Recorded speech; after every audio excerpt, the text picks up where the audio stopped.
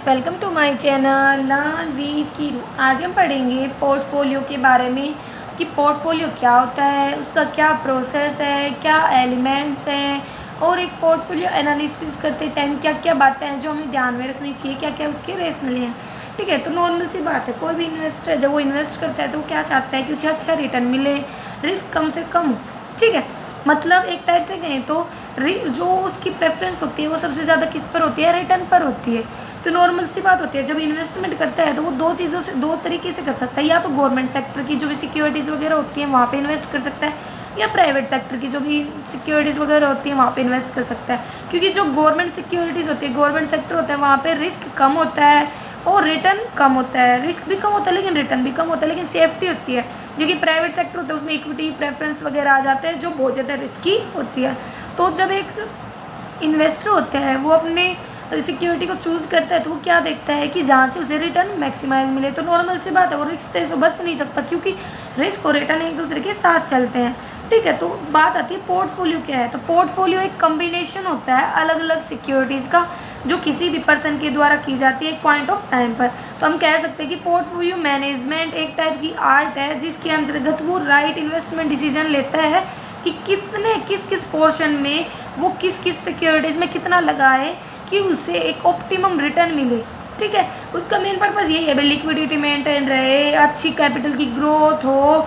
ठीक है, तो कहता है कि जो फाइनेंशियल इन्वेस्टमेंट होता है ना उसमें शेयर्स आ जाते हैं, डिबेंचर्स आ जाते हैं, प्रेफरेंस शेयर्स वगैरह, फिक्स डिपॉजिट वगैरह, तो ये यहाँ पे वो पैसा लगा सकता है। फिर बात आती है कि जो सिक्योरिटीज़ होती है ना उसमें क्या होता है कि वो रिस्क भी होता है और हमारा रिटर्न भी होता है। ठीक है, तो जो पोर्टफोलियो होता है उसमें हमेशा ना एक से ज़्यादा सिक्योरिटीज़ होनी चाहिए क्योंकि रिस्क का ना साथ साथ होता है रिटर्न के। अगर हम एक से कम सिक्योरिटीज़ में इन्वेस्ट करेंगे तो लगा लो वो सिक्योरिटी से हो गया लॉस, तो हमारा पैसा तो डूब जाएगा, हम उसके लॉस को कवर कहाँ से करेंगे। तो इसीलिए बोला जाता है एक से ज़्यादा सिक्योरिटीज़ में इन्वेस्ट करो। तो पोर्टफोलियो मैनेजमेंट वही होगी जो एक आर्ट है मैनेज करने की। कहता है कि नॉर्मली तो कोई प्रोफेशनल एजेंसी वगैरह नहीं होती पोर्टफोलियो को मैनेज वगैरह करने के लिए, लेकिन कुछ बैंक वगैरह होते हैं जहाँ पे इनको रखा जाता है। मेन पर्पज़ क्या होता है कि हम पोर्टफोलियो को मैनेज क्यों करते हैं, ताकि राइट इन्वेस्टमेंट डिसीजन लिया जाए। ठीक है, और जो रिस्क है उसको कम किया जाए और हमारे रिटर्न को मैक्सिमाइज किया जाए और प्रॉपर इन्वेस्टमेंट लिया मतलब की जाए हमारे जो भी फंड्स वगैरह हैं उनकी। तो एक पोर्टफोलियो मैनेजमेंट वो प्रोसेस है जिसके अंतर्गत डिफरेंट इन्वेस्टमेंट एक्टिविटीज़ को किया जाता है। तो हमें पता है कि पोर्टफोलियो कलेक्शन होता है सिक्योरिटीज़ का जो एक इन्वेस्टर के द्वारा की जाती है एक पॉइंट ऑफ टाइम पर। ठीक है, बात आती है कि जो पोर्टफोलियो मैनेजर होता है वो क्या क्या टास्क करता है। वो एक पोर्टफोलियो को बनाता है, जो भी इन्फॉर्मेशन उसके पास अवेलेबल है, जो भी फैक्ट्स अलग अलग इन्वेस्टर्स के द्वारा दिए गए हैं, एडजस्टमेंट करता है पोर्टफोलियो में टाइम टू टाइम पर, और make the construction and selection of the portfolio. फिर पोर्टफोलियो को कंस्ट्रक्ट करता है, सिलेक्ट करता है, ठीक है, और उसको इवेलुएट करता है उसकी परफॉर्मेंस वगैरह को। ये हमारे अलग अलग चैप्टर्स हैं जिनको हमने डिटेल में पढ़ा है, आप देख सकते हैं। ठीक है, तो जो पोर्टफोलियो को जो वो एनालाइज वगैरह करता है तो क्या किन चीज़ों पे ध्यान देता है, पोर्टफोलियो की security analysis, portfolio analysis, selection, revision, evaluation. तो ये एक पूरा प्रोसेस सा हो जाता है। तो अब बात आती है कि जो हमारा पोर्टफोलियो मैनेजमेंट है उसके अंतर्गत क्या क्या एलिमेंट्स आते हैं। तो सबसे पहले तो क्या होता है, डिटरमाइन की जाती है इन्वेस्टमेंट पॉलिसी। किस बेस पे, ऑब्जेक्टिव के बेस पे, प्रायोरिटी के बेस पे, किसके, एक इन्वेस्टर के। जो पोर्टफोलियो मैनेजमेंट है वो डिसाइड करने के बाद क्या इन्वेस्टमेंट पॉलिसी को, स्ट्रेटेजी वगैरह को वो देखता है कि इम्प्लीमेंटेशन कैसा होगा, उसको तैयार करेगा। परफॉर्मेंस है ना पोर्टफोलियो की, उसको इवेलुएट किया जाएगा एक पोर्टफोलियो मैनेजर के द्वारा कि जो हमारा हमने पोर्टफोलियो चूज़ किया था वो सही है या नहीं। ठीक है, उसको कंपेयर करेगा जो भी रिजल्ट्स आए हैं हमारे पोर्टफोलियो के उनको किससे, प्री डिटरमाइन जो हमारे गोल्स वगैरह थे उनसे, डिविएशंस वगैरह फाइंड आउट करेगा, और फिर बाद में जो भी कमियां हैं अगर वो डिविएशंस नेगेटिव है तो उनको दूर करने के लिए स्टेप्स लेगा। तो बात आती है जो हमारा पोर्टफोलियो मैनेजमेंट प्रोसेस होता है वो होता है क्या है, उसमें क्या क्या स्टेप्स होते हैं। तो देखो, सबसे पहले वो ऑब्जेक्टिव डिटरमाइन करता है, फिर ये देखता है कि इन्वेस्टमेंट की क्या क्या कंस्ट्रेंट्स है, क्या क्या चीज़ें जो ध्यान में रखनी चाहिए।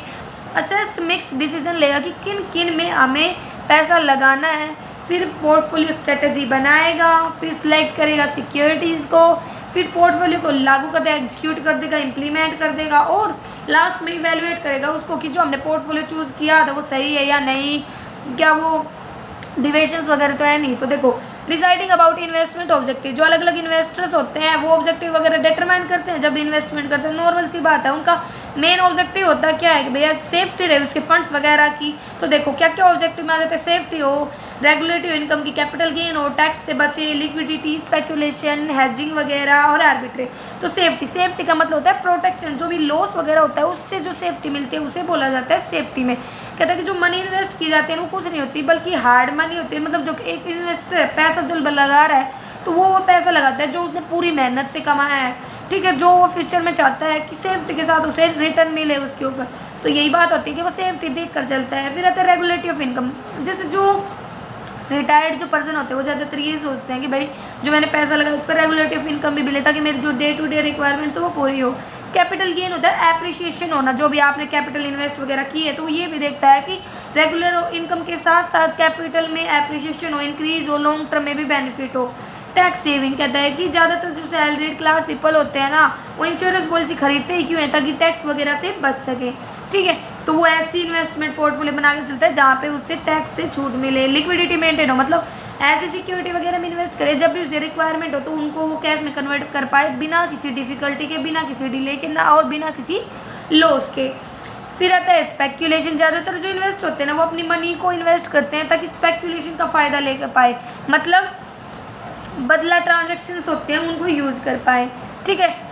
फिर आता है हेजिंग का मतलब होता है बैलेंस करना, जो भी एलिमेंट ऑफ लॉस है या रिस्क है उसको मिनिमाइज करना, रिटर्न को मैक्सिमाइज करना, ठीक है। तो मतलब एक टाइप से होता है कि इसमें बैलेंस वगैरह एस्टेब्लिश करके वो चलता है। आर्बिट्रेज क्या होता है, एक मार्केट जहाँ पे प्राइसेस कम है वहाँ से परचेज करना और एक मार्केट जहाँ पे प्राइसेस ज़्यादा है वहाँ पे बेच देना। ये भी हमारा डिटेल में चैप्टर आप इनको पढ़ सकते हैं। फिर बात दूसरा पॉइंट आता है प्रोसेस में डिसाइड करता है वो इन्वेस्टमेंट कंस्ट्रेंट्स के बारे में।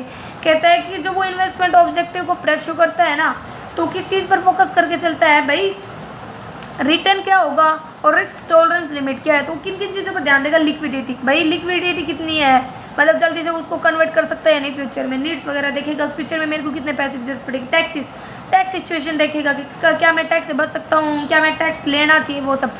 टाइम होराइजन देखेगा कि भाई कितने टाइम तक मेरा पोर्टफोलियो सूटेबल है, 1 साल के इन्वेस्ट करूँ, 2 साल के, 5 साल, 10 साल। प्रेफरेंसेस और सर्कमस्टांसेस देखेगा, यहाँ पे वो देखेगा कुछ यूनिक प्रेफरेंसेस एंड सर्कमस्टांसेस। फिर आता है असेस्ड मिक्स डिसीजन, इनिशियली जो इन्वेस्टर होता है वो किसको ज़्यादा प्रायोरिटी देके चलता है, जो भी उसके रेजिडेंशियल हाउस वगैरह, इंश्योरेंस कवर वगैरह, मतलब जो भी उसके लिए ज़रूरी चीज़ें हैं पहले वो उन पर ध्यान देता है। फिर देखता है कि भाई जो पैसा बचा है वो मैं कहाँ पे लगाऊँ, like share, debenture, money market instruments वगैरह। तो असेस्ड मिक्स डिसीजन में वो ये सब देखता है।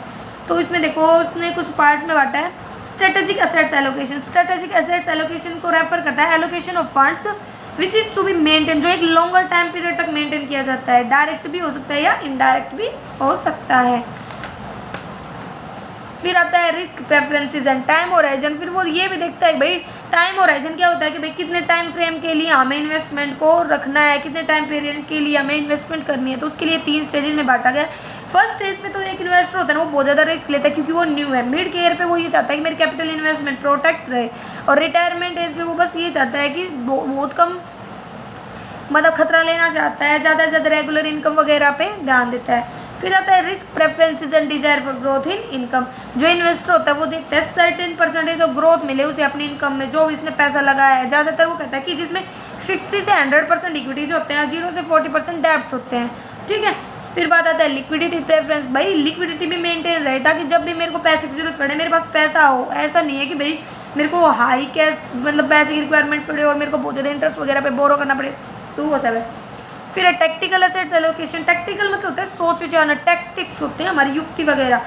जो टैक्टिकल एसेट्स एलोकेशन होता है वो डिविएशंस होता है स्ट्रेटेजिक एसेट्स एलोकेशन का, कहाँ से शॉर्ट पीरियड में जो भी गेन वगैरह हुआ उसको मार्केट मूवमेंट की कंपेयर करके देखते हैं। फोर्थ स्टेप आती है पोर्टफोलियो स्ट्रेटेजी को बनाएगा। तो पोर्टफोलियो स्ट्रेटेजी को बनाते टाइम वो 2 चीज़ें ध्यान में रखता है, एक्टिव पोर्टफोलियो स्ट्रेटेजी और passive portfolio strategy. Active portfolio strategy में क्या करता है, जिसमें जो पोर्टफोलियो मैनेजर है ना जो भी चेंज हो रहे हैं मतलब हमारे मार्केट में जो बदलाव हो रहे हैं उसके अकॉर्डिंग पॉलिसी में चेंज करता है, उन एक्शंस वगैरह में चेंज करता है। तो देखो इसके अंदर क्या क्या तरीके, riding the market movement, market movement पे ध्यान रखेगा, मार्केट को डिवाइड कर देगा इक्विटी, डेब्ट्स और डेरिवेटिव मार्केट में। जितने भी मार्केट है वो सेम डायरेक्शन में तो मूव होंगे नहीं, तो वो मूवमेंट के ऊपर फोकस करेगा कि कौन सा मार्केट किस साइड मूव हो रहा है। फिर आता है शिफ्टिंग द सेक्टर, सेक्टर में शिफ्टिंग करना, मतलब इसके अंदर जो पोर्टफोलियो मैनेजर है वो स्विच होता रहता है एक सेक्टर से दूसरे में, वो डिपेंड करता है अलग अलग सेक्टर की परफॉर्मेंस पर कि कौन सा सेक्टर कैसे मूव कर रहा है। फिर रहता है कंबाइन करता है फंडामेंटल और टेक्निकल एनालिसिस को। ज़्यादातर जो पोर्टफोलियो मैनेजर होते हैं वो दोनों एनालिसिस लेके चलते हैं, फंडामेंटल भी और टेक्निकल भी, ताकि बेस्ट इन्वेस्टमेंट डिसीजन ले पाए, बेस्ट इन्वेस्टमेंट को चूज कर पाए।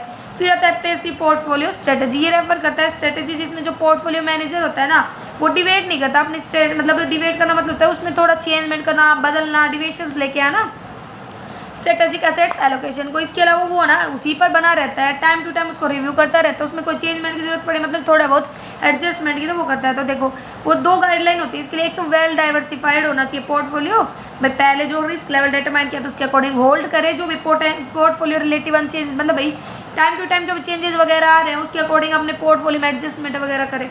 फिर आता है सिलेक्ट करेगा सिक्योरिटी को, तो 3 अप्रोचेस को ध्यान में रखेगा, टेक्निकल, फंडामेंटल और रैंडम। फिर कहता है कि पोर्टफोलियो को एग्जीक्यूट करेगा मतलब उसको इंप्लीमेंट करके चलेगा। कहता है कि पोर्टफोलियो एग्जीक्यूशन का मतलब एक्शन ले लेगा, वो जो भी डिसीजन वगैरह उसने लिए थे पोर्टफोलियो स्ट्रेटजी में, और एक स्ट्रेटजी चूज करके चलेगा ताकि वो उनको बेच पाए, सेल कर पाए सिक्योरिटीज को ब्रोकर के साथ। फिर आता है परफॉर्मेंस को इवेलुएट करना, इवेल्युएशन में वो रिजल्ट वगैरह वो चेक करता है कि भाई कितना रिस्क जनरेट हुआ है, कितना रिटर्न जनरेट हुआ है वो सब। तो इसके लिए वो कंपेयर करता है उसे जनरल मार्केट से। तो इसमें क्या देखेगा, कैलकुलेशन करेगा होल्डिंग पीरियड रिटर्न की, कैलकुलेट करेगा average return long period of time में, कैलकुलेट करेगा रिस्क वगैरह पोर्टफोलियो का, स्टैंडर्ड डिविएशन, वेरिएंस वगैरह, कैलकुलेट करेगा बीटा जो भी पोर्टफोलियो का है जो सिस्टमेटिक रिस्क वगैरह से रिफ्लेक्ट हो रहा है। अब कुछ कंसेप्ट होते हैं पोर्टफोलियो की। देखो इफिशिएंट पोर्टफोलियो क्या होता है, इफिशिएंट पोर्टफोलियो वो होता है जो मैक्सिमाइज करे रिटर्न को एक गिवन लेवल ऑफ रिस्क को, या मिनिमाइज करे हमारे रिस्क को एक गिवन लेवल ऑफ रिटर्न पर, तो वो हमारा एक इफिशिएंट पोर्टफोलियो कहलाता है जो हमें अच्छा रिटर्न दे, मैक्सिमम रिटर्न दे, ठीक है, और रिस्क को कम करने में हमारी हेल्प करे। मार्केट पोर्टफोलियो क्या होता है, जो रिप्रेजेंट करता है ऐसे पोर्टफोलियो को जिसमें जितनी भी सिक्योरिटीज होती है ना उनको ट्रेड किया जाता है मार्केट में, और exactly the same proportion in which these represent themselves in the overall market, और उसी रेशियो में जो खुद को मार्केट में रिप्रेजेंट करती है। मैनेज पोर्टफोलियो क्या होता है, मैनेज पोर्टफोलियो वो पोर्टफोलियो होता है जिसमें जो साइंटिफिक मॉडल है, प्रैक्टिसेस वगैरह हैं वो अप्लाई की जाती हैं कंस्ट्रक्ट करने के लिए, इवेलुएट करने के लिए पोर्टफोलियो को, मतलब मैनेज बिल्कुल जिसमें हम हर स्टेप वगैरह लेके चलते हैं, उसको चेक वगैरह करते हैं। ये टीम ऑफ एक्सपर्ट्स वगैरह के द्वारा मैनेज किया जाता है जिनको मार्केट की अच्छी नॉलेज वगैरह होती है। एक म्यूचुअल फंड में जैसे एक एसेट मैनेजमेंट कंपनी होती है जो मैनेज वगैरह करके चलती है, कमियां वगैरह पता करती है, तो ये हमारा मैनेज पोर्टफोलियो होता है। तो यहाँ पे हमारे टॉपिक खत्म होता है। इससे अगले पार्ट में हम रैशनल के बारे में पढ़ेंगे, जो इन्वेस्टमेंट का डाइवर्सिफिकेशन है उसके बारे में। तो अगर आपको यहाँ तक कोई भी कन्फ्यूजन है तो आप कमेंट करके पूछ सकते हैं। पहले बार मेरे चैनल पे है तो इसे सब्सक्राइब करें, लाइक करें और अपने फ्रेंड्स में शेयर करें। मेरी वीडियो कैसी लगी ये भी कमेंट करके जरूर बताएं। Thank you.